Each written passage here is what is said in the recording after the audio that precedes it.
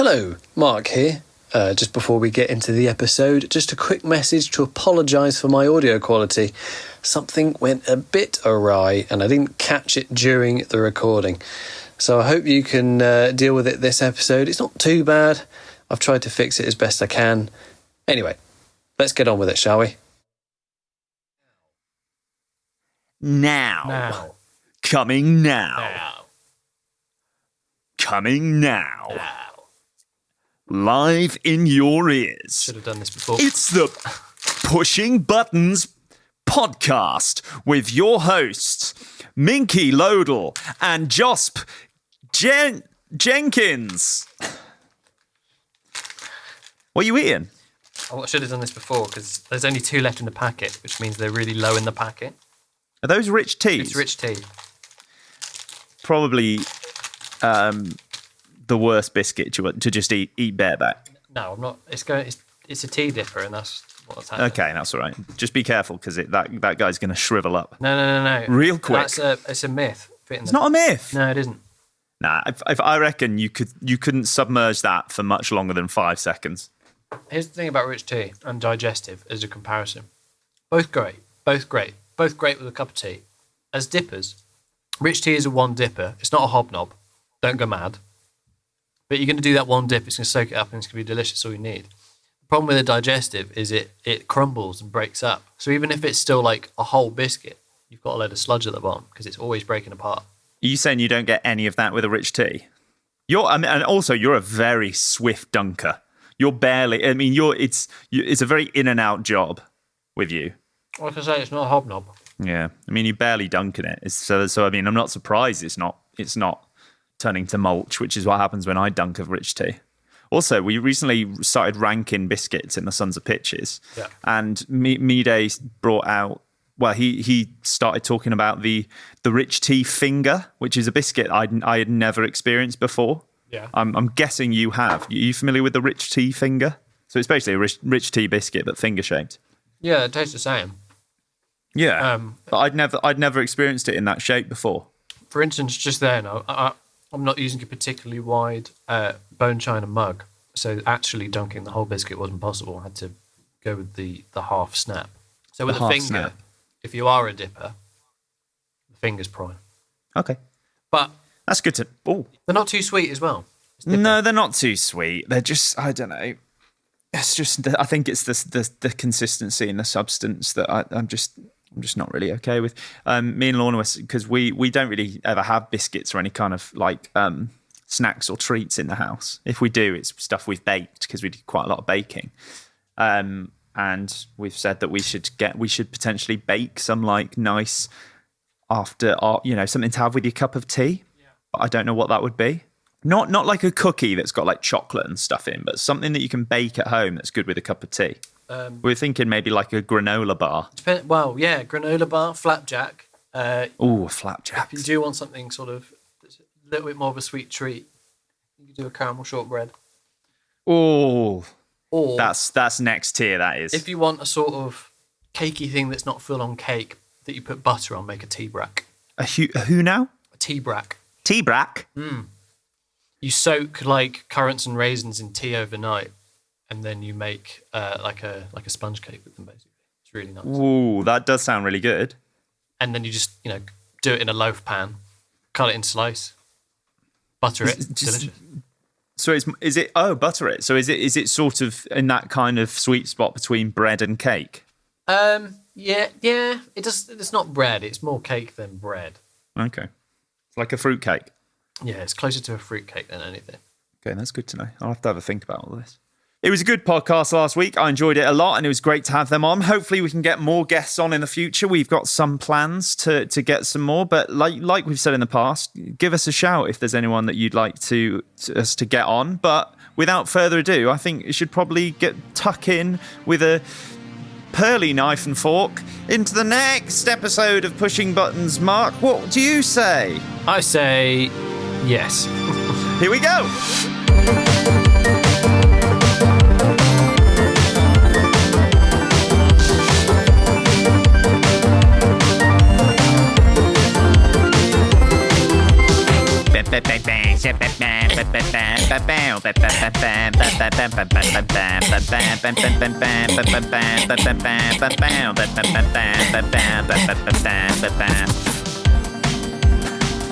Welcome back to Bushing Puttons. This is episode 17. It's a pleasure to be back. We've got half as many people as we did last week. It's a little bit calmer. It's a little bit more chill, but we loved having the boys from VGC, Geordie and Gary, on the show. But you got us back. You got just your two boys, your two best buds.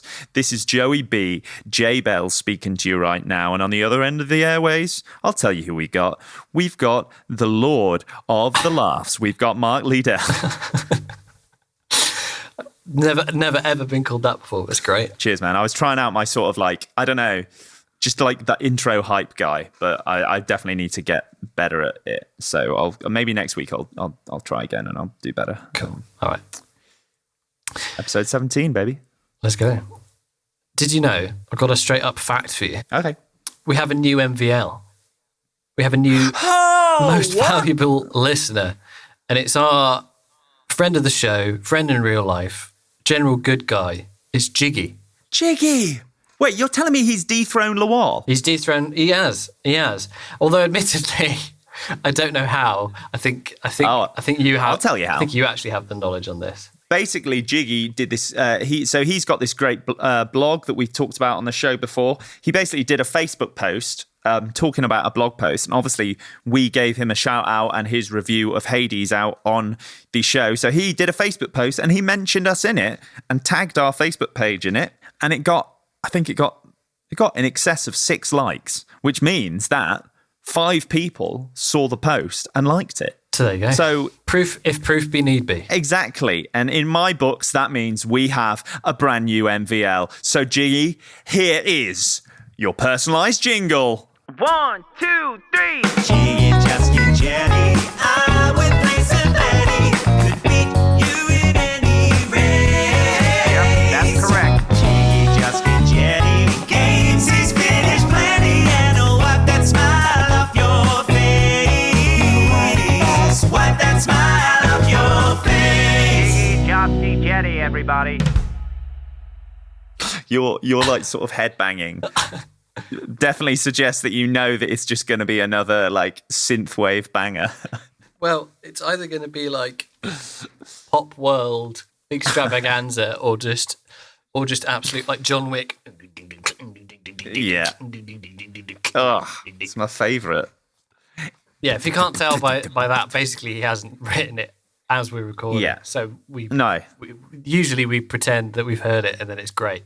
But on this particular, well, we're letting the secrets go now. But on this particular episode, we've just been honest boys. He's not made it yet, but it will.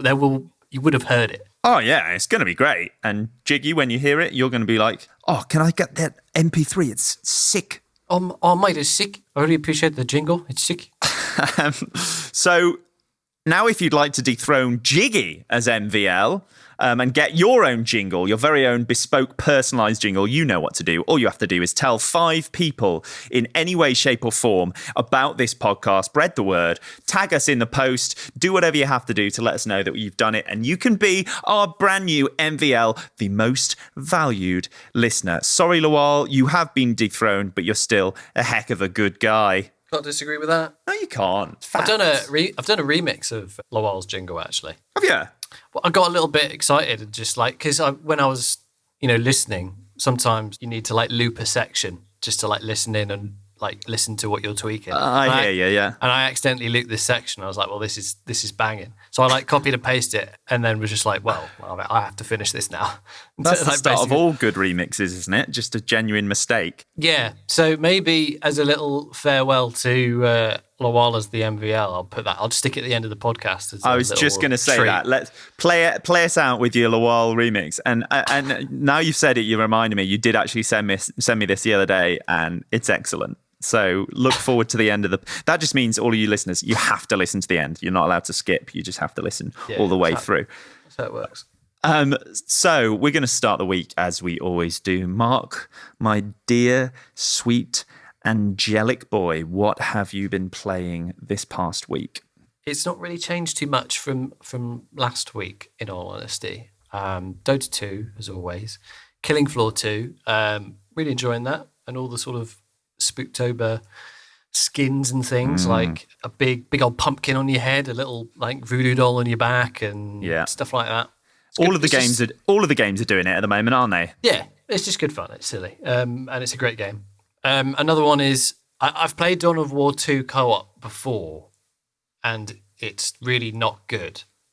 But one part we hadn't played is another like expansion pack, which is called Retribution, which is equally as boring and terribly put together as the rest of the game. Yeah. So Luke and I are just like, he's played it before, so he's basically holding my hand through it just to kind of tick it off the list. And we're playing as Tyranids, which are the like Warhammer 40k aliens, if you like. So we're just swarming things.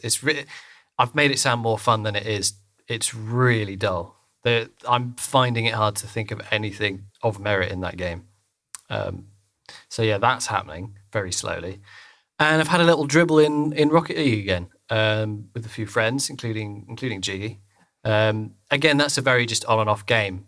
It's one of those ones, along with Dota 2, you can assume I'm always sort of playing and dipping into. It's just a lot of fun, but we both like that game. We do indeed. It's a lot of fun.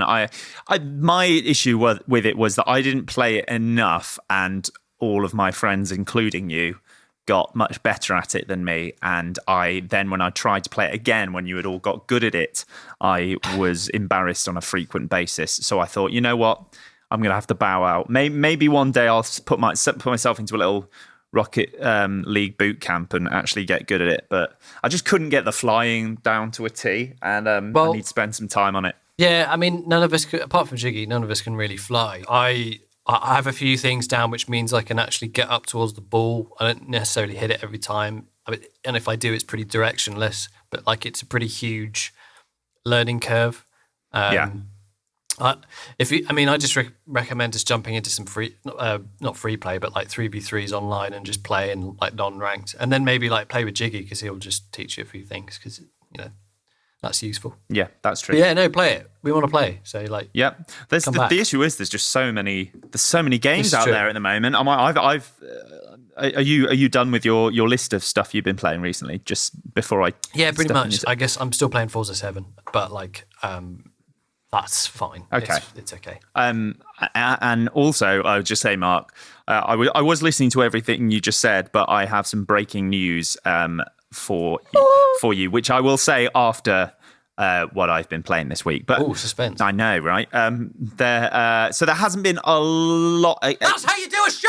Oh my god! Oh, it's Halloween, everybody! Oh, so I have been actually quite busy over the last week doing things here and there. Don't look up what the news is going to be, by the way. Don't spoil it for yourself. I'm not. Oh, so I was just looking worried. at the date. Okay, that's all right. So I don't know. I Halloween... felt like I got really defensive, like a dad. Then, no, it's not Halloween yet. It's in a few days. When is it? So it is on Saturday. So we haven't done a spooky episode like we teased we might. No, we could literally just change every sound to like a weird warbly synth pad or something and see what happens. Yeah. Try that, and that'll be our attempt to make this a little bit spooky. Okay, and underneath all of the whole podcast, we'll just have some heavy breathing. Yes, looped the entire time, and just like little whispers that'll be really far left or right that just go spooky. Yeah, exactly. Something like it. It'll be good whatever we do. So I have been nothing. It is nothing. I have been once again dipping back into Apex Legends. I've been enjoying that. I might play it again this evening, I think. Let me join. Yeah, can I join? You can definitely join, my friend. Yes, mate. They've got a. Can we add? We did play a couple together. We did play a couple awful, weren't we? Because we said we would last week, and we have done. How was your experience? Great. I play way better when I'm not playing with friends, which is quite weird. I don't know if that's in general for people, but I don't know if I feel like I'm just more confident to just like snipe and just have a go at stuff when I can't talk to people, because I guess you lose the fear of doing something and then someone on your team being, What the hell do you do that for? Whereas if you're playing with complete randomers, it's just like, I don't care. I don't know these people. Yeah, but also like we've probably got a little bit of the mentality of like looking out for each other. Whereas if you're randos, it's like, well, I don't care about him. I'm just going to try and get kills and do well. Exactly. But they do have a new mode on for Halloween, which is basically where if you die, you respawn as a spirit. And you have infinite respawns until when all three of your party members die. Then your respawns obviously stop because you're out. But you respawn as a spirit, and you can't pick up any weapons, but you move faster, and your like melee does like way more damage. And it's really fun. It's totally different, obviously, to the normal game. But when you're alive, it has all the normal stuff like weapons and all of that. And also, if you play well, your like squad can summon this like beast that runs around and starts attacking people for you. It's quite silly, but it's fun. So I do recommend that. And and all the map is like dark. It's like nighttime. So I guess that adds an element of spooky to it. That's cool. I have also started playing that sweaty, dripping, wet, sweaty game, Rainbow Six Siege, which I enjoyed thoroughly, actually. It feels like there's a lot of stuff to get into, and it's pretty in-depth with all the gadgets and ways you can approach it.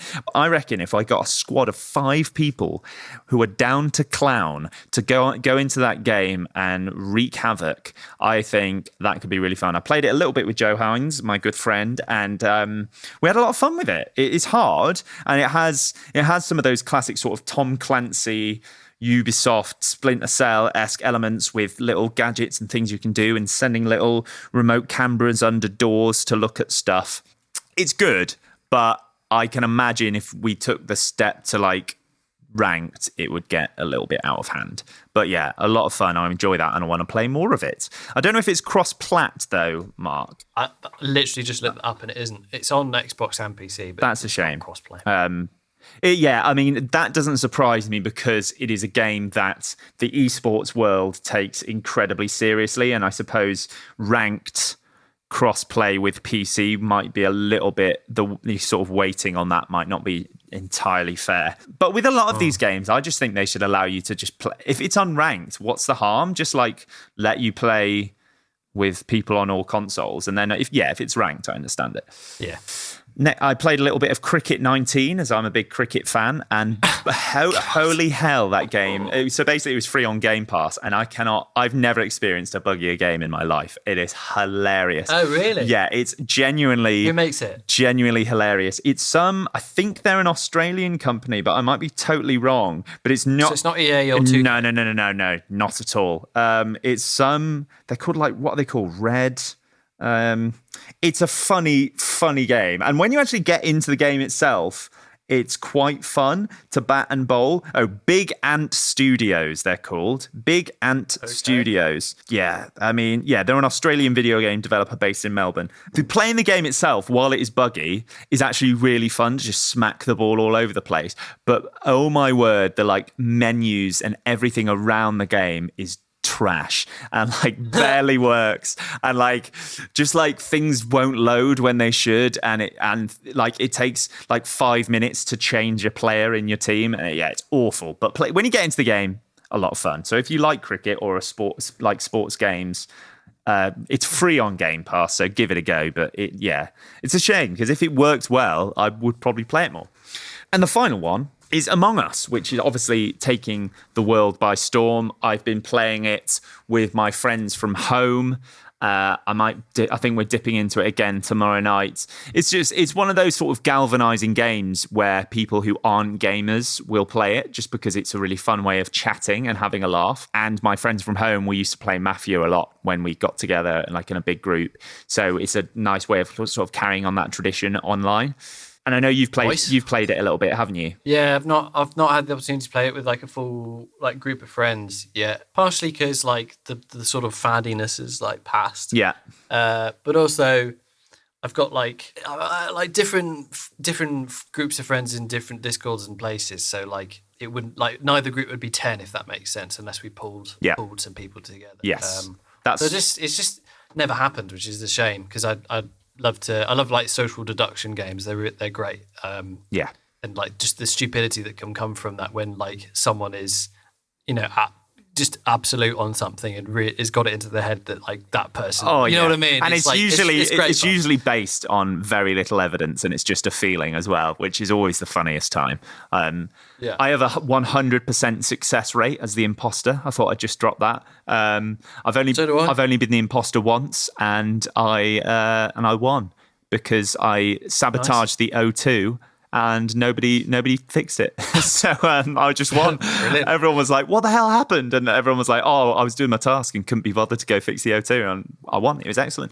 Among Us is a lot of fun. It is free on mobile, but has horrific ads that happen between every game that you have to, as in like, it's not a video. It's just like an ad that pops up on your screen and you can close it. So it's like, it's a price I'm willing to pay because the game is free, but I wish I could get it on my Mac because it would just be so much nicer. You probably can. You can't. You've Apparently, got- it's not on Steam on Mac. Oh, I see. Yeah, then no. Unless it's on App Store. Could be. I don't know if it is. I'm fairly sure it isn't on either of those things. If it's on the iPhone App Store, then why would Yeah, it but some things don't always work like that. It's pretty annoying. That's true. I'll have a look after this, but I'm pretty confident you can't get it on MacBook. So I'm just running it on my phone and then having Discord up on my computer. But it's a lot of fun. It's provides a lot of laughs, and I'd like to play that with you at some point as well. Maybe I could dial you into like a game with some people. Yeah, let's get a group. Let's get a group together. Also, if any fans out there, if listeners out there, we are slowly. I've seen Mark's been working on it a little bit. Slowly been putting together a Discord for. Oh, what's happened, Mark? What's happened? So I chucked my MacBook on my bed and like thought it was going to fall off. Ah, that's classic. We've got a Discord channel that we've started, and we're slowly going to start adding things to it. And we're hopefully going to build a bit of a community via our Discord, because it's something. Obviously, we're on Twitter and we're on Facebook and Instagram, but Discord really is a home for a lot of gamers, and especially sort of community discussion. So we would like to slowly start padding out our Discord a little bit. Would you? Is that something we'd? Yeah, that's true. It's just a great place for sort of instant feedback. Play some games with you. Like, like why not? Obviously, we might all be on different platforms, but some games work, and we can make it work. Even if like I was to buy a Jackbox game, like that's a game you can stream and play together. But yeah, we were slightly put to shame by Video Game Chat podcast last week. They when we sort of wrapped up, they invited us to their Discord, and they've got it all like sorted, and it's great. It's a really big like load of channels and rules and bots sorted. So we're slowly getting that together. I'm relearning a lot of stuff because it's been a long time since I built a server from scratch. Yeah. But we're not going to give it out just yet, but just to let you know that it's on the way. It's bubbling over. It's bubbling over, and we'd love to build a community with you guys and get that going. Yeah, it's a goal of ours. Now, Mark, I gave you a little tease that there's been some breaking news announced on Twitter. Sadly, it's not good news, Mark. And if I'm not going to say what came into my head. It's not appropriate. Oh, okay, it's not appropriate. Okay, so if I were to say it's not good news, do you reckon you could have a guess at what it might be? Well, I'll just say what came into my head. I thought you were just going to say Phil Spencer has died. Oh my God, that'd be awful. If it's not good news, as in, give me a clue. Not good news for who? Well, both of us and gamers in general.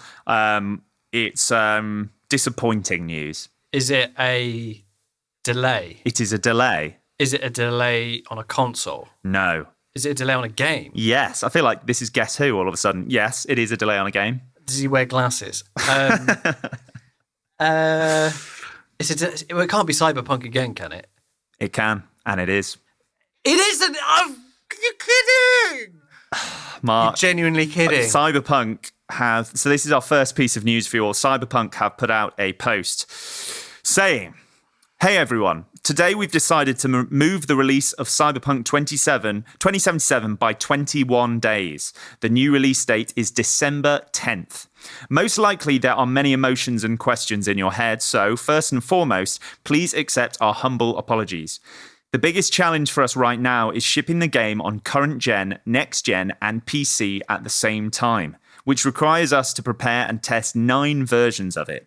And those versions are Xbox One, Xbox One X, compatibility on Xbox Series S as X, PS4 and PS4 Pro, compatibility on PS5, PC, and Stadia.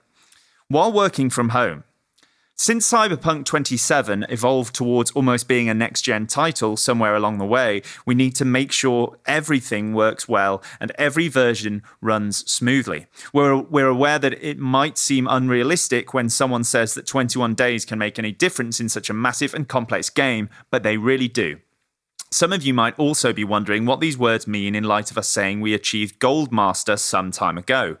Passing certification or going gold means the game is ready, can be completed, and has all content in it. But it doesn't mean we stop working on it and raising the quality bar. On the contrary, this is the time where many improvements are being made, which will then be distributed via a day 0 patch. This is the time period we undercalculated. We feel we have an amazing game on our hands, and we are willing to make every decision, even the hardest ones, if it ultimately leads to you getting a video game you'll fall in love with. Yours, Adam Badowski and Marcin Iwinski. That's probably terrible pronunciation, but there you have it, directly from the Cyberpunk 2077 Twitter account. Mark, what are your first reactions? At Cyberpunk game. Obviously disappointment. I guess it'll be a Christmas game. That's no bad thing. Mm-hmm.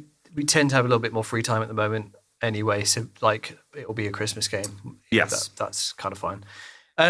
Just disappointed and a bit annoyed, obviously, after the going gold thing. But I guess there's two things, isn't there? On the one hand, you don't want like all their staff like working literally 24 hours and being super stressed. And all the rest of it. So if they've got a little bit of, they're going to be clearly working round the clock anyway, but if they've got a little bit more breathing room to stay healthy and actually do their job and remain sane, then that's a good thing. The other thing I'd say is it's obviously an incredibly unprecedented time, and no doubt that it's put a lot of strain on. Oh, hugely. On game development and the studios and commuting and all the rest of it. No doubt they've got people with, nice PCs working on it from home, but sometimes that sounds great, but isn't always ideal. I don't know. There's lots of factors, isn't there? So for me, it's kind of like disappointing, but benefit of the doubt, and in general, hope that this is accepted with good grace and that they're all doing. Come on, man! Well. This is the internet. Do you expect to be accepted with good grace? Yeah, so there's sort of actually quite a lot to unpack here. Firstly, like there was some chat going around over the last month about how there's been some like last minute crunch going on at CD Projekt Red, how that the staff are having to work on Saturdays, so 6 days a week as opposed to the standard 5, and there was a bit of uproar about that.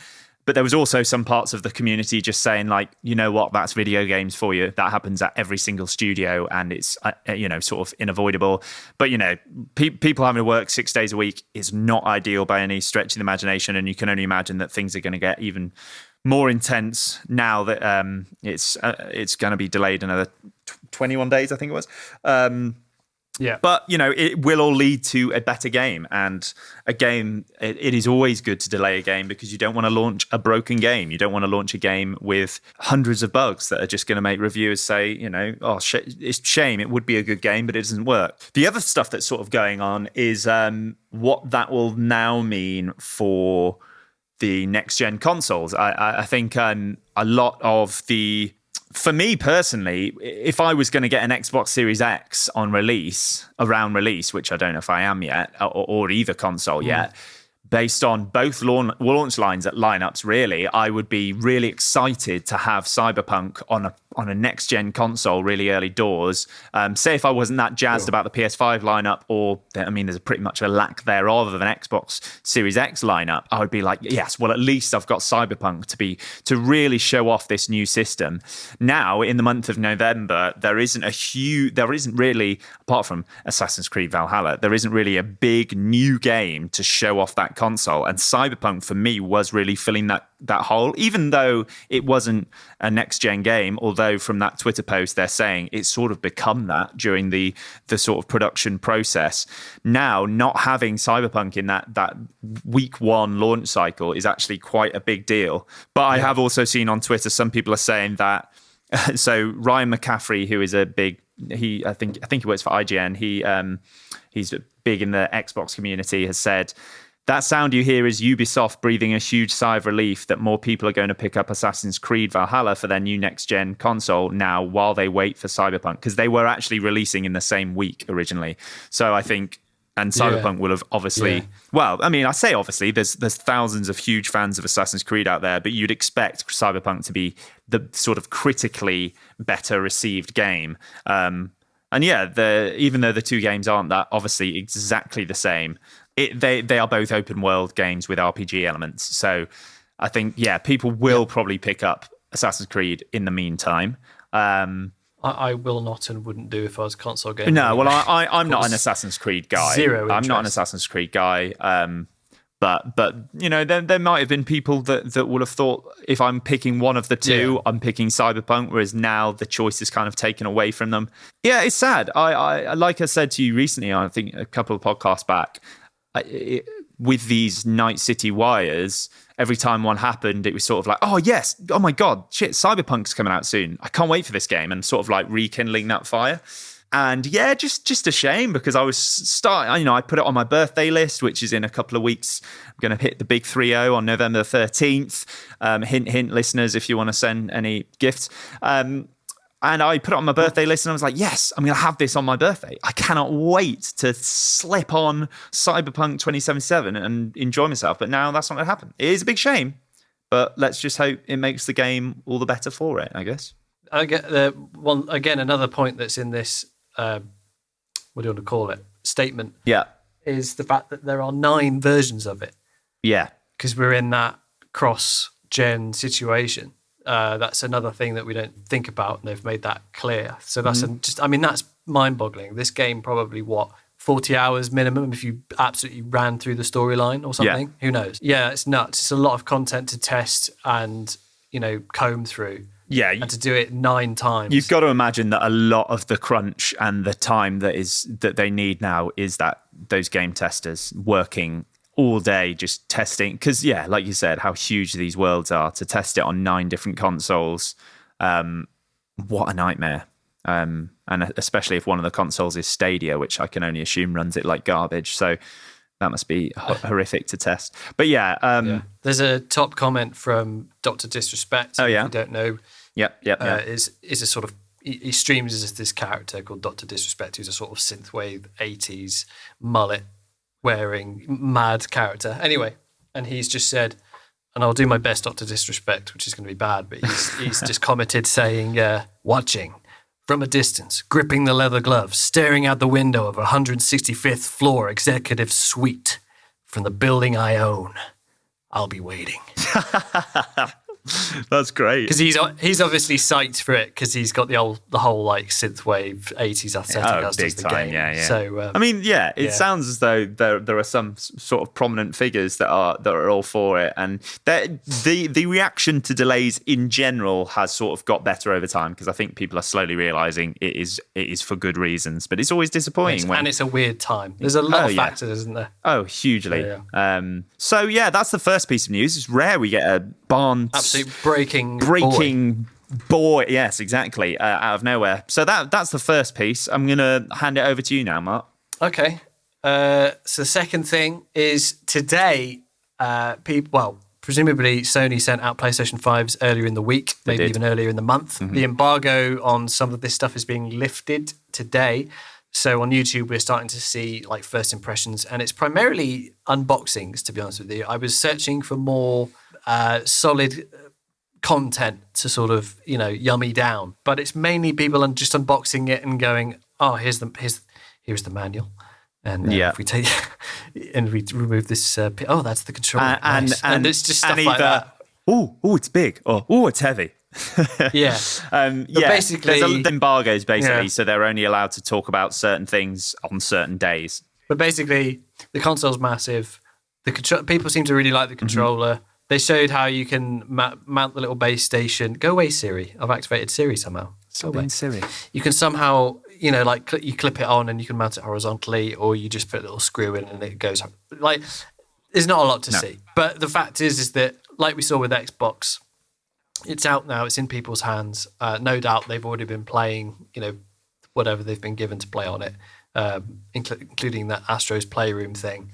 So we'll see, hopefully, in the next week or so, some actual substance, some actual gameplay, and some comparisons between the PS5 and the PS4, but perhaps more importantly, between Xbox Series X and the PlayStation 5. That's what we all need in our lives. Yeah, as you said, they've. I think there's been some gameplay put up of this Astro's Playroom, or I can't remember exactly what it's called, but it's this game that comes with the console, shows off all its little bits and bobs that it does, these haptic feedback triggers on the controller and that sort of stuff. And yeah, like you said, people seem to be very impressed with what this controller can do.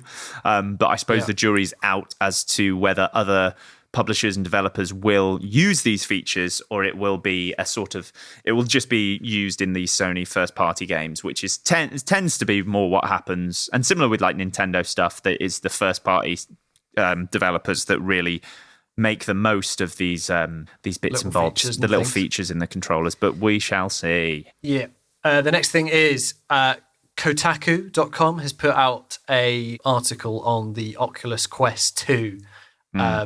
As they Facebook recently announced that the latest version is available and will be $100 cheaper. But they've put out a big thing saying Facebook's virtual reality push is about data, not gaming, which is something that, as a statement isn't exactly a surprising read. So you'll remember that back in 2014, Facebook acquired the VR company Oculus for an estimated $2.3 billion. So obviously Oculus were building it for gamers to push VR. Kotaku have put here saying Facebook boss Mark Zuckerberg wants VR for social media. Presumably, and like we were talking about VR last week, how especially in lockdown, those party games and those things where you can just meet people, play bowling, play pool, VR chat. That's a really interesting way to meet up with people and maybe see your friends sort of physically, but not really. So I guess that's what Mark is always, as in Mark Zuckerberg, has always had in mind for VR. But the article basically goes on to say that virtual reality collects real data. And I'll just read a bit of the article here. A VR headset collects data about the user, but also about the outside world. This is one of the key ethical issues of emerging mixed reality technologies. Commercial VR systems typically track body movements 90 times per second to display the scene appropriately, etc., etc. It goes on. So yeah, it's an interesting. Obviously, Facebook has been in a lot of hot water about the way it collects and sells or uses data. We all know how troubling that all is. So this is just another thing of because we were talking about last week. I'm probably more after last week's chat more interested in VR than I ever was. Yeah. Not necessarily looking to purchase yet, but this has made me think. Maybe Oculus for me wouldn't be the way to go because we know that Facebook are assholes. They are, and I don't know if you saw, but not only do you have to have a Facebook account to log in and play Oculus, now another article came out that if you delete your Facebook account, you also lose all of the games that you bought for Oculus 2. So it's pretty scummy. And I mean, the amount of times over the last year I have been hovering over the delete option on my Facebook app, just because I'm sick of Facebook, to be honest, and that nowadays when you open it up, it seems more like a marketplace and a place for ads than it is to actually look at anything to do with my friends. The only reason I keep it is because it has photos for the last 10 years of my life, and it's basically a photo album for the last 10 years of my life, and that's good. But apart from that, I pretty much hate it. I don't want something that I own to be connected to a business that I do not particularly enjoy or like. So I certainly would never get an Oculus for that reason. But I mean, I understand why they make a lot of moves they do, and Facebook has made things like advertising to you on a personal level very successful in terms of I see ads pop up for things that do interest me, Not that I would ever click on them, but things that are very personalized to me, like a shirt will appear that I'm like, oh, that's a shirt that looks very similar to one that I own. I don't know how the hell they've done that, but like things will just pop up. And yeah, while I don't like it that exists, it's become very successful. And I can understand why VR would be another, feather in their bow, feather in their cap. String to your bow. String to your bow. I always do that. I love getting it's either wrong. It's string to your bow, feather in your cap, or arrow in your quiver. And you've just I've done them all. managed to. That's great. Done them all. I'm gonna go with feather in your bow. I can understand why virtual reality would help them a lot. I mean, just that as a URL, Facebook's virtual reality push is about data, not gaming. It's just horrendous, man. I'm sick of Facebook. Yeah, but it's put me in the is it worth spending £1,000 on VR thing. I'm leaning towards that, but I think I'm going to wait for VR. I am going to wait. I'm going to wait for the next generation and see where we're at and see where the games are at. Yeah. And then we'll see. Because I would happily spend £1,000 to kind of do that personally, but I don't have a spare £1,000 right now. No. And I'm not floored by the amount of content available. And of course, I'd also want my friends to have VR as well. Like, I don't want to be the only one sitting there going, "Oh, isn't this great? Come play with me." Oh, you can't. I mean, as it stands, Microsoft have sort of said that they're not really bothered by VR, but I can see one day if it does take off, they might eventually come out with something that, just because they're very sort of like, we want things that work for everything. Maybe they will do like a VR headset that works both for like console and PC, which might be interesting. But as it stands, like you said, the Steam Index, isn't it, is by far the best and the one that I would get because I don't want to support Oculus, but I don't want to spend £1,000, like you said. Yeah, that's where I'm at. Yeah. So this next piece of news as well, you've added that. We mentioned Stadia earlier. You've chucked this in the doc. So do you want to take this as well? Sure. A Google Stadia creative director says streamers should have to license the game they stream. So it'd be much like paying your license fee for BBC content. You sort of pay a thing to say, I'm paying the game developer to use the game in order to make money. I mean, as a sort of blank statement like that, you could sort of see how that might make sense, but really it's just it would choke an entire industry and it would be pretty awful. But as far as I'm aware, is that people within Google Stadia have basically said, this guy doesn't, and these opinions don't represent us, and good we think move. it's a load of rubbish. Yeah, well done, Google Stadia team, by once again making no friends. But yeah, all power to them distancing themselves from this fool who said this. I mean, I like you said, understand it from a business point of view. But if I've paid for a game, I own the game, and I should be able to do what I want with it in my eyes. But Feel free to take a look at that online. I specifically was looking at screenrant.com. And they've done a sort of full article on it if you want to look into that story. But basically, it's been shot down by pretty much everyone on Twitter and Twitch, as you can imagine. And the team behind Google Stadia just went, no, go away. Yeah. That's not what we think. Yeah, and I sort of understand where this guy's coming from. I'll tackle this next one and then I'll pass on to you if you like. Okay, man, yeah, go for it. The dumpster fire that is the Founders Edition releases for the 3000 series NVIDIA cards is still ongoing. As you know, NVIDIA have sort of pulled the Founders Edition cards away. So if you do want to try and get hold of one, you'll have to keep an eye on sort of retailers you can trust, whether it's eBuyer or Amazon or wherever in the world you are, and look for third-party versions of the cards, meaning, your MSI, Asus, etc., etc. However, today, the embargo has been lifted for the new 3070, which is the mid-range card. And before it was released and all the marketing and everything, they were saying the 370 will be, I think, 500 quid, and it will be more powerful than a 2080 Ti, which cost people £1,100 to £1,200 new. So the embargo for the benchmarks has been lifted today. I've taken a look at those, and the answer is yes, more or less. It's where I would expect it after they've tooted their own horn. Yeah.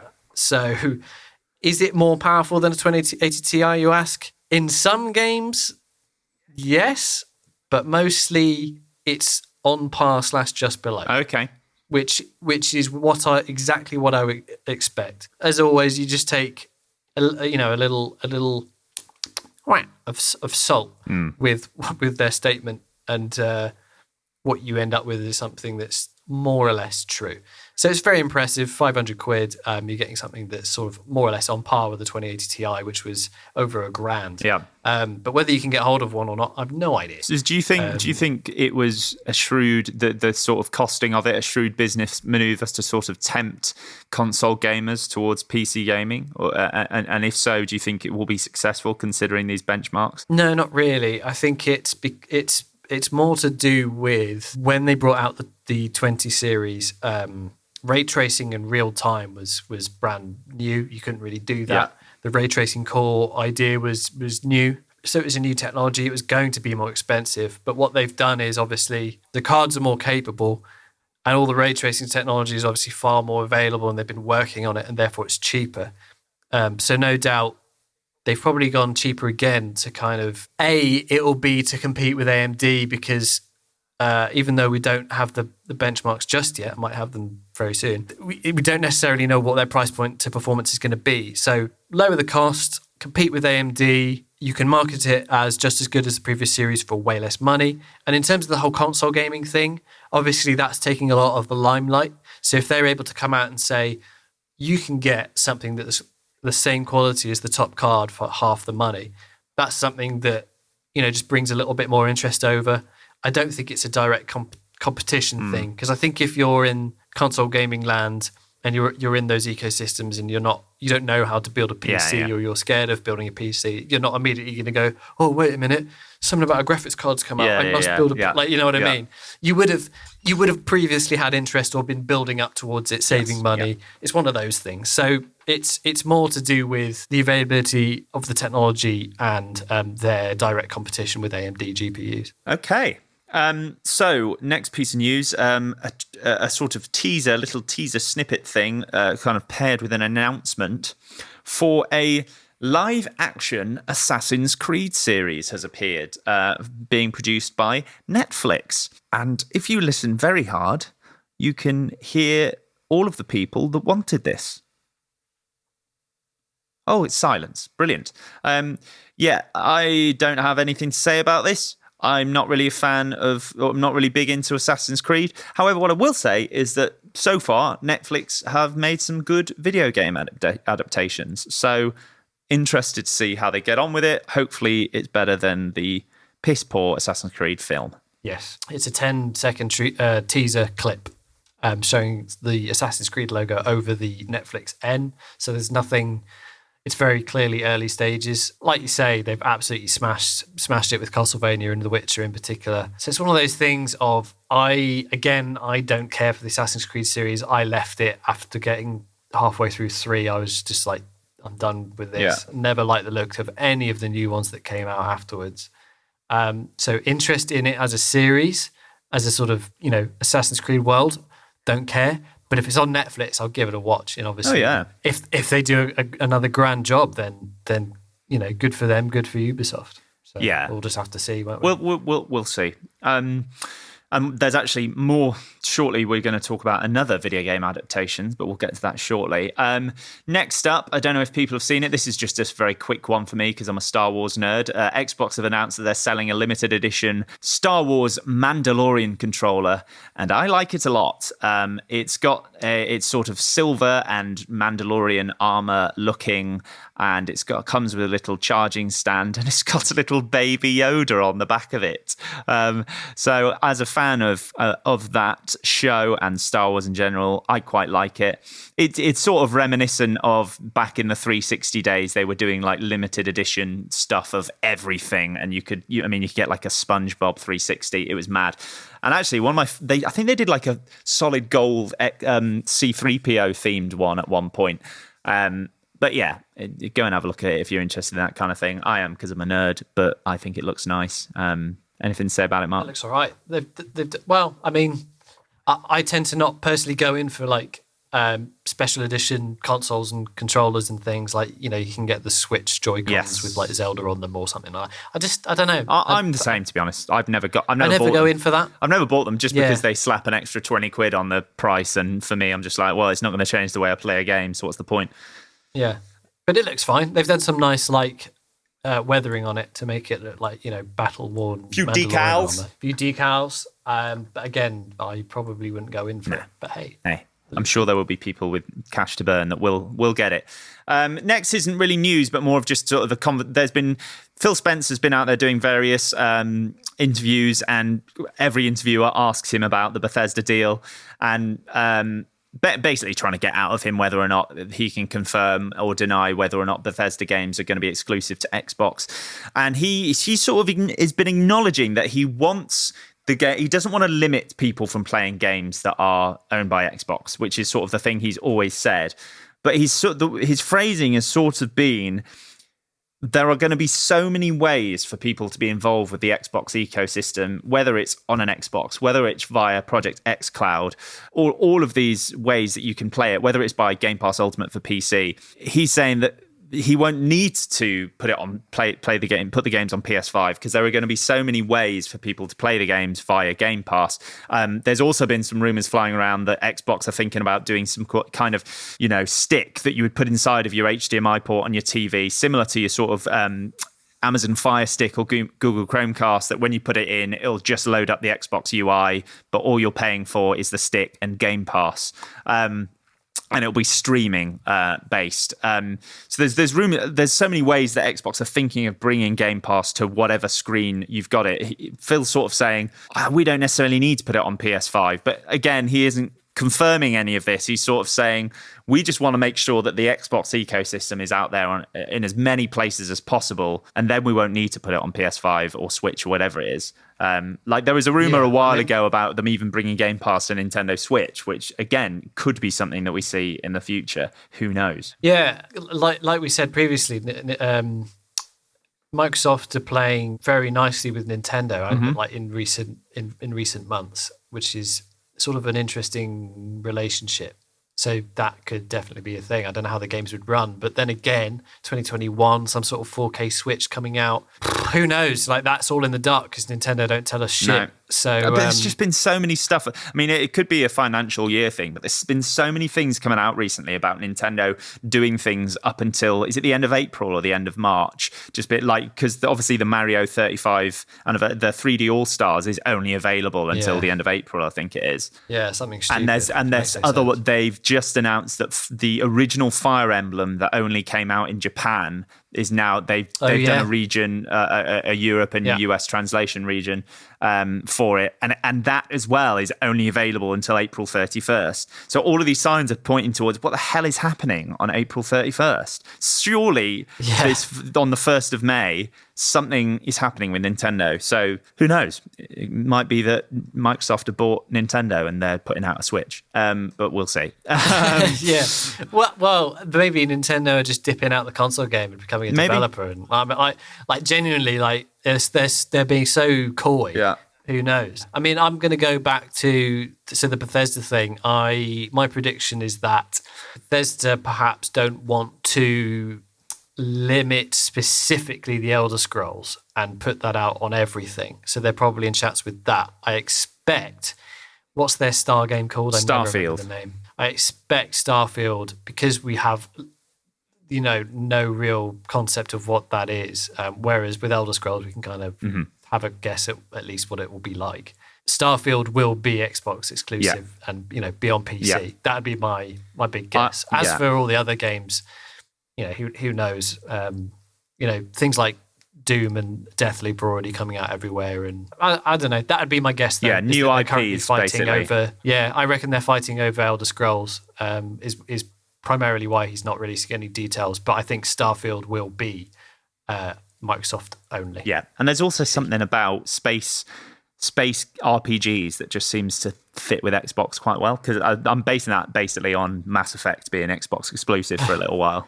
Right. Yeah, sure. But apart from that, and that's based on nothing. Finally, I mentioned the other adaptation. we're sort of tying this in with listener feedback because our dear boy Lawal has got in touch with a fantastic email, and it is referring to the trailer for the Monster Hunter movie. Of course, Monster Hunter, and it is being made by the same director that did the Resident Evil series, and it's going to be starring Mila Jovovich. I don't want to. I mean, I have pronounced her name wrong, but Mila Jovovich, and it's being made by Paul W.S. Anderson, who, as I just mentioned, made the Resident Evil films. And I have watched the trailer for this film. Mark, have you watched it? Yeah, I've watched it. I'm just watching it silently now, just to remind myself Yeah. of it, because it came out earlier in the month. Came out on October 14th. It's wow. Basically, they've taken quite like a nice, Monster Hunter. It's about killing monsters, but it's very much in a fantasy world. There's lots of fun, quite cutesy, quite Capcom-y Japanesey elements, like lovely fun talking cats that hang out with you. All that sort of thing. And basically they just sucked all of that sort of colour and soul out of it and turned it into an epic film about killing dragons. And it's dirty and gritty. So basically SAS soldiers with armoured cars, rocket launchers and assault rifles versus like vague representations of the monsters Yes. from the series. And it's very sort of gritty and get down and and it looks lines terrible. like, "This is way above my pay grade." Yeah, it's absolute. You're absolutely right. It's got nothing to do Yeah. with the series. It's a cash in for no real reason. No one asked for it. To be honest with you, the game is slightly too like as you say, colourful and silly and Japanese and all the rest of it to really have a film adaptation. Well, yeah, in any serious way. If anything, it could make for an interesting Netflix. I was going to series say, if they or an kept- animation. Yeah, that could work. Do it in the Castlevania vein, Yeah. and like you've probably got something because you've got the cats and the palicos or whatever they're called, Exactly. that sort of thing. But this is dumb. This is stupid and shouldn't exist. Well, we seem to be in agreement, and Lawal also seems to be in agreement with us because he got in touch asking if we had seen the trailer, and he said this attempt seems to focus on highlighting things that are missing from the game universe, modern weapons and vehicles, and removing things that are integral to the game universe, gourmet cat I just chefs. disagree with the phrase "missing." Missing from the game? What? Well, modern weapons and vehicles aren't missing, are they? The universe see. is what it is. Sorry, yes, they're not missing. But I think what he's saying is, I don't know if he means it like that. I think he means that things that aren't included in the game universe and highlighting those. And yes, removing things that are integral to the game universe, gourmet cat chefs, harvesting from the environment. So basically, yeah. That sort of survival element. Yeah, exactly. And he said, quite humorously, a braver director would have focused the film on the story of a cat-based society. Think Planet of the Cats, but the feline overlords only value humans with advanced cooking and or hunting skills. How might you correct their mistakes? Yeah, I mean, just have a sense of fun. There was zero fun in that trailer, and from the brief bit of Monster Hunter World that I played, there was a lot of humour and a lot of fun and light-hearted stuff and cute stuff. And while, yes, it was about monsters, there was also a large sense of wonder and joy and that sort of thing. And that's just an ecosystem Yeah. as well. Like you've got within the game, you've got not just in cutscenes, you can see that how they graze and run away, and things will appear and they'll fight or they'll eat. You see that all going on. This is just, we're in the desert. Dun, dun, Yeah. dun, dun, dun. We're driving. Dun, dun, dun, dun. Launch the missile. Oh, this war is, and it's just like. Yeah, it's just I mean, we've only seen a trailer, but it just seems to have removed any sense of heart or character as well. You could replace the people in this film with anyone because they're just basically just talking heads to say these air quotes epic lines, and it's just it doesn't. None of it matters other than looking cool and killing monsters. So, I mean, it's easier to highlight everything they've done wrong as opposed to say what they could do right. I mean, what they could do right is actually seem to make a film that looks like the game. But yeah, just all a favour bin and it. bin it. Yeah, there's a lot to correct, I'm afraid, Lawal, with that. I mean, I'm not an expert on Monster Hunter, so I don't really want to say what they could do better in terms of making it more like the game. But just as a film, it looks very boring and looks like something. It looks a lot like what they did with the Transformers series of films, where it's just like epic combat that you can't really follow because there's so much going on the screen with nothing other than that you care about. Yeah. So Lawal also said that this had got him thinking about games that he had low expectations for, but then surprised me. I wonder if he thinks he's going to be surprised by the Monster Hunter film. Lawal, I'm telling you, I don't think you will be. I think it will be what you think it's going to be. He said, in my case, I distinctly remember not having an interest in playing the first Call of Duty Modern Warfare until visiting a friend and seeing his year-old copy lying around. He said, I should try it, so almost out of politeness, I borrowed it. That single-player campaign experience blew my expectations out of the water and into a ghillie suit. I just didn't think it would appeal, but it was superb. Got to agree with you there, Lawal. I flipping love the campaign in Call of Duty Modern Warfare. Really, really good. Some good hard moments. Just a very sort of blockbuster storyline with loads of locations, really good varied gameplay, and just really, really well done. I mean, I haven't actually given this much thought in terms of something that I had low expectations for, but ended up really enjoying. I don't know if you know any off the top of your head, Mark. I'd have to really think about that one. I've always found that the Call of Duty single players are actually pretty good. Not necessarily everyone's cup of tea, but actually they've always put an amount of effort that I appreciate in. You do kind of feel like you're part of a team and doing covert ops and things. I've always thought they were quite good, actually. I'm not surprised by that, but it's good that like you can sleep on that kind of thing and then give it a go and it can surprise you. I'm trying to think. Anything recent that's done that for me?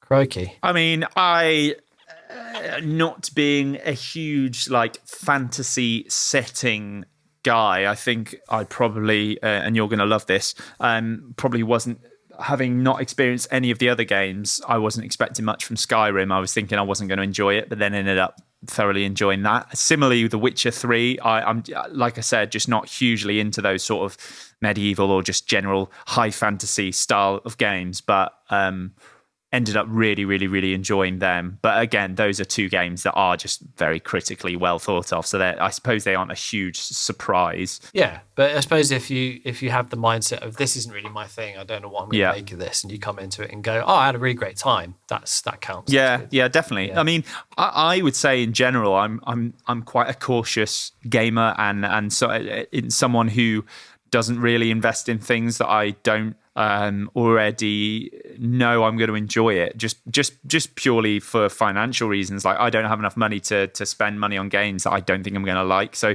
I suppose things like that the Wallace said, like borrowing a game from someone back in the days where that happened more, when you would just lend a game to a friend, I suppose that sort of situation could occur more, where you borrow it and you're like, nah, I don't like this, or wow, I didn't think I'd like this, but I do. Whereas these days I will read a load of reviews and ask all my friends what they think of games before I get them. I think maybe I'm in the same vein as you. I've always known what I'll like and dislike, and in the past, certainly, I pride myself on being able to look at a couple screenshots and go, I won't like this. Don't bother me with it.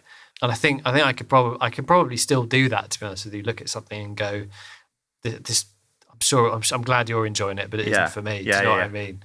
So yeah, I guess a similar sort of vein. I kind of know what I'm gonna. I usually get surprised by things that I realise that aren't my thing. You know, things like Divinity and that sort of thing was actually a genuine surprise. Oh, I actually don't like these party RPGs, which is weird because I'm playing a D&D campaign at the moment. Yeah. Surely a video game adaptation of that would be right up my street, but it just sort of didn't hit functionally doesn't work for me. Lual actually listed some other games that sort of surprised him in a good way. The Orange Box, specifically Portal. Sorry, I pronounced it wrong. Portal. And I agree with him that. Although, again, I knew Portal would be good because I heard so much stuff about it. But by crikey, that's a good game. This next one is funny and one I can agree with. Rockstar presents Table Tennis. I also had that on the 360, and it was great. Really good fun game. Played a lot of it with my brother. Right. Okay. Frog Fractions. If you haven't played this, you must. Free to play on Steam. Frog Fractions, Mark. Maybe you could give that a go and review it for us. Free to play on Steam. You know what? Go on then. Excellent. Just get it now. He's getting it now, ladies and gentlemen. I'm doing it as we speak. The next one, Inside. Excellent game, Lawal. Really enjoy it, Inside. Yeah, it's great. But again, a lot of these, I had read the reviews already and knew that it was a good game.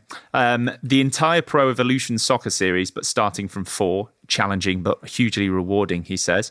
I was massively into a Pro Evo game. I think it was around 2004 or 5, and I just had a brief diversion away from FIFA. And yeah, really enjoyed it, but got annoyed because all of the team names weren't right. They were called stupid stuff like Man Red and Merseyside Blue.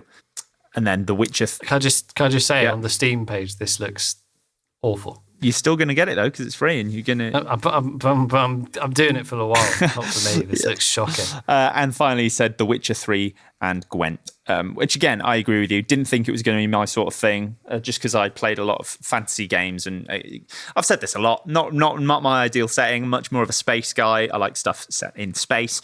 But Witcher 3, incredibly good game. So.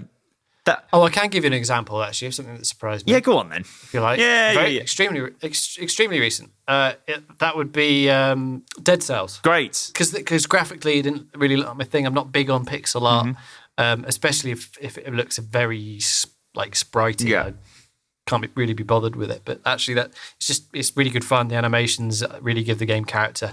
It's surprisingly colourful, and the actual gameplay loop is great. So that would be one. Dead Cells for me. You sort of surprised yourself in general recently by finding out that you actually really enjoy roguelike games? Well, I think it's also the realisation that I'd played a lot of roguelike games without realising I had. Yeah. If you like, like with Rogue Legacy and stuff like that. I think I'd even just played more than expected. So yeah, that's roguelikes, man, they're great. We both love them. As a separate piece of news, whilst we're on roguelikes, Rogue Legacy 2 has had its first big update, the Far Shores update, which actually got delayed because they had a couple of issues, but also it meant that they could add even more content than they promised. So there's 2 new biomes and a load of updates and stuff. So yeah, there's your Rogue Legacy 2 update. Superb. Straight from me again. Good stuff. Good to hear. Now, just before we end on Lawal's email there, it was his birthday a week ago, on the 21st of October. So happy birthday, Lawal. Thank you so much for being a loyal listener to us. And I hope when you get your Xbox Series X, when it arrives at some point in November, it will be the best birthday present you have ever received. We look forward to hearing from you on that and your opinions. I'm sure we will. We look forward to it. Happy birthday, Lawal. Hope you had a really good day. And lots of love to you and your family. So instead of singing happy birthday, I've got this remix for you that we'll play at the end. And that can be your happy birthday tune, I guess. The best kind of present. On a side note, have you sent him the MP3 of his fully remastered jingle yet? No, not yet. Oh, it's on its way. It's nearly done, actually. Oh, excellent. Well, I think, we had an absolutely beefy episode last time, didn't we? That was chock full of chat. I think it's nice to just have a short and sweet one this time. We've discussed some news. Yeah. We've talked about all kinds, including biscuits at the top of the episode. We've got a new MVL. That's Jiggy. Hope you enjoyed your jingle, Jiggy. And if anyone can beat him to be the next MVL, please do try. But I think we've done enough. Done everything we need to this week. I think we're there. So we'll end by saying thank you for listening, as always. If you want to get in touch with anything from just listener feedback on the show, stuff you want us to talk about, if there's someone you want to have on the show and suggest and bother them on Twitter or wherever, then email with that general feedback. Follow us on social media, Twitter at PV Podcast UK. Our Instagram is at Pushing Buttons Pod. Our Discord will be available at some point in the near future to start getting a community going. Maybe chat to you guys, maybe play some games. Who knows? Ooh, that'd be fun. And also on a side topic, obviously it's hot approaching. The next gen consoles are coming out. So it would be great if anybody out there is thinking about getting either an Xbox Series X or S or a PS5. Just let us know on Twitter or wherever it is, or emails, like Mark said, pushingbuttonspod@gmail.com. It would be good to get a sense of why people are choosing to go the way that there are. Or if you are a PC gamer through and through, let us know too. It'd be nice to know sort of where our listeners stand in their sort of gaming setups. I'm expecting next week to have a little bit more news about the PS5 and how it stacks up against the Xbox Series X. We'll probably delve into that a little bit more next week. Yeah. But yeah, like we said, chat to us online, Twitter. Did you say that what our Twitter is? Did you already say that? I did. At PB Good. Podcast UK, Instagram at Pushing Buttons Pod. Lovely. And you can listen to us on Spotify, Apple Pod, Apple Music, YouTube, Deezer, Stitcher. That's a wide array of places. And don't forget that iHeartRadio too, Mark. You can hear us really? there. Yeah, Should write that iHeartRadio. I don't know if it's an app. I don't know if it's a website, but you can find us there. Pushing Buttons. Just give us a look. And that's all we've got time for this week. We've had a good laugh. Get in touch. Say what your favourite pizza toppings are, and the rest is history. Mark, I hope you have a really fantastic evening tonight. Thank you, and you. I'm going to go make some... I'm deciding. I'm going to make noodles or steam some dumplings. It's one or the other. Ooh, homemade dumplings. No. Oh, sorry. Went to a... No, I mean, I've done it before, but it's a pain. Yeah. But I went to a, Chinese supermarket, and I've got some pork and chive dumplings, I believe. Do you have a bamboo steamer set up? I do. Oh yeah, we really need to get one of them. We don't really have a steaming set up, to be honest. The other thing is if you've got one of those not a full. It's like a pizza. It's a round grill thing, like a. Yes, yeah. You know what I mean? I don't think we have one, but I know what you're talking about. You could just have if you've got a wide based pan of some sort, and then you can put the stuff you're steaming on top of that. Put it on top of the pan. Put a lid over the top. Yes. That's a homebrew way of doing it without a steamer or a bamboo stack. Okay, we definitely. Yeah, I should maybe put that on my Christmas list. I definitely want that set up. I'm going to make a sausage and butterbean casserole. Lovely. Should be nice with some mashed that potato. might be the best way to eat sausages. Yeah. Yeah, it's like they a come casserole. out. Yeah, they come out really nice. They the do, and skin's not tough. And, they soak up all the juice. It's great. Yeah, it is. It's going to be tasty. It's going to be warm. It's going to be hearty. We're getting to that time of year where I want warm, hearty meals. I just want Malaysian food all the time. You want? Yeah, I mean, I don't blame you for that. I would like you to make me some kimchi.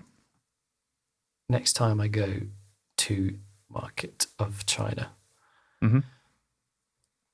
or indeed Chinatown in London, I will buy some Napa cabbage, some Asian chive, some mushy pear. Pear? Yeah.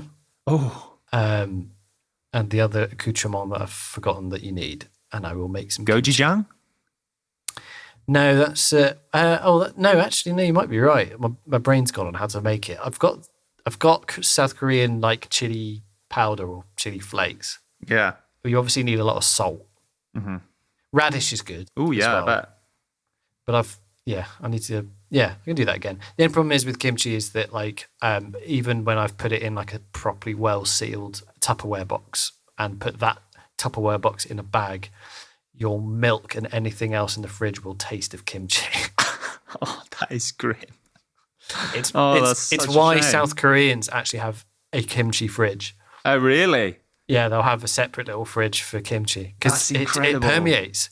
Yeah. It just permeates. I didn't know that about kimchi. Wow. Okay. But it's either that or you eat it really quickly, which I do anyway because I love kimchi. Do you just have it with everything? I'd have it on its own as a snack or lunch. It's just delicious. But in fried rice, it's incredible. You make soup with it. You can just have it as a side, which is usually how it's eaten anyway. It's just amazing. Mate, you're making me want kimchi now. Anyway, I need to go and eat some food because this is driving me mad. Lovely talking to you as always, Bud, and thank you to everyone out there taking their time to listen. Especially to this end waffle. Kimchi waffles. All right, guys. See you later. Bye-bye. Goodbye. Luo Mohammed, when we call Mohammed, when we call Mohammed, when we call, he answers.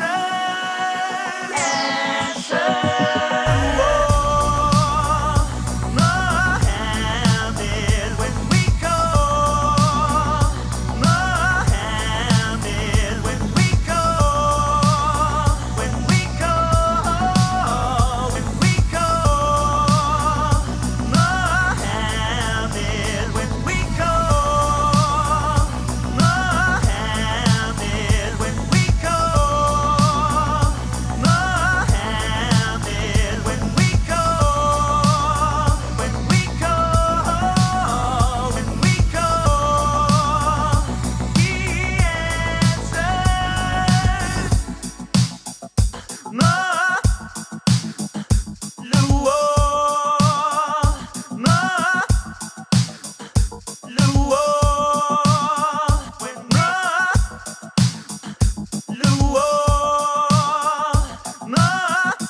when we Luo, Mohammed, when we call, when we call, when we call, when we Mohammed, when we call Luo, Mohammed, Luo, Mohammed, when we call Mohammed, when we call Mohammed, when we call Mohammed, when we call Mohammed, when we call Mohammed, when we call Mohammed, when we call Cause he's a fuss, that's always a plus end. Cause he's a fuss, that's always a plus end.